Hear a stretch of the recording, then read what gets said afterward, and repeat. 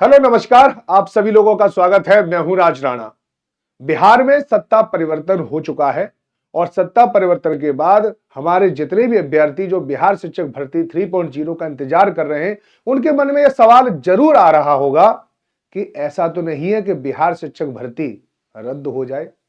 बिहार शिक्षक भर्ती टीआरई 3.0 के लिए जो तैयारी कर रहे हैं, उनके मन में यह प्रश्न जरूर उठ रहा होगा कि नई सरकार इन नई भर्तियों का आखिर क्या करेगी।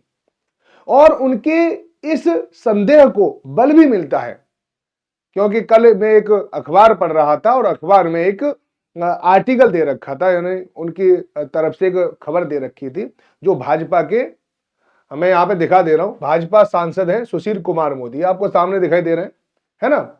और उन्होंने क्या कहा है, थोड़ी सी बातें सुनना बहुत जरूरी है।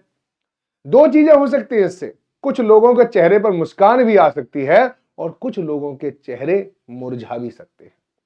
और मैं ये नहीं कह रहा हूं कि इनकी बात को क्या फाइनल में माना जाएगा या नहीं, इन्होंने अपना एक मत रखा है, लेकिन मत से मंशा पता चल जाती है।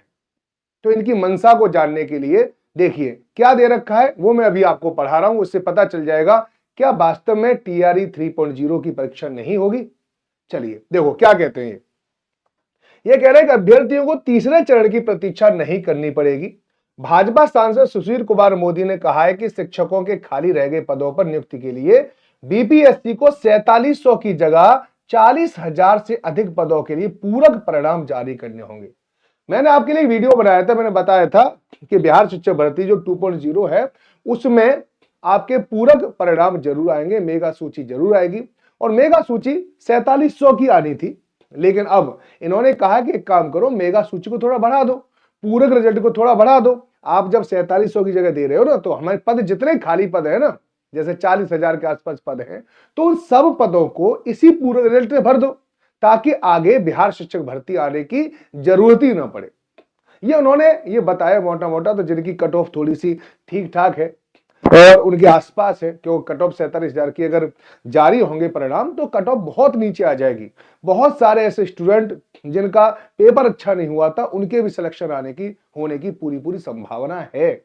लेकिन जिनकी यानी वो लोग जिनकी अभी तक एलिजिबिलिटी नहीं थी, वो बिहार के लिए बिहार शिक्षक भर्ती 3.0 की तैयारी कर रहे थे, इन्होंने अभी तक एग्जाम ही नहीं दिया था 1.0 का 2.0 का, उनके लिए ये वास्तव में एक ऐसी खबर है जो उनके दिल को थोड़ा सा बैठाने का कार्य करेगी। लेकिन ये कोई ऑफिशियल नोटिफिकेशन नहीं है, ये केवल मंशा है, इसलिए अपने मन में या अपने दिल में इस तरह की बातें अभी ना बिठाएं।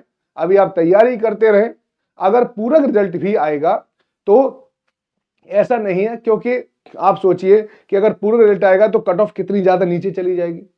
क्या इतनी कम जो कट ऑफ पर क्या किसी का सिलेक्शन किया जाएगा या नहीं किया जाएगा, अभी इस पर पूरा की पूरी सहमति बनेगी, फिर उस पर बैठकें होंगी, बैठकों के बाद डिसीजन लिया जाएगा, कुछ आपत्तियां भी मांगी जाती हैं और बहुत सारी चीजें बीपीएससी से भी पूछा जाएगा।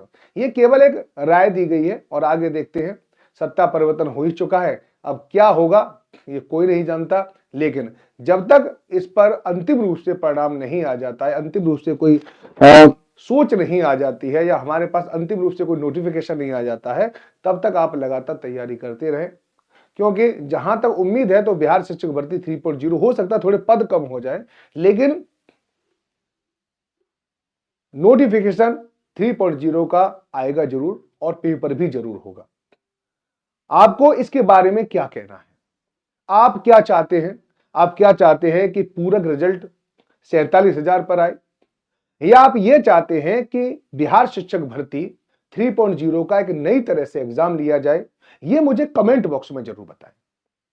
हम और आप सब मिलकर अगर कोई बात होगी तो मुहिम भी चलाएंगे, आगे बढ़ेंगे, बात भी रखेंगे, क्योंकि आपसे ही इस पूरे के पूरे बिहार का हित जुड़ा हुआ है।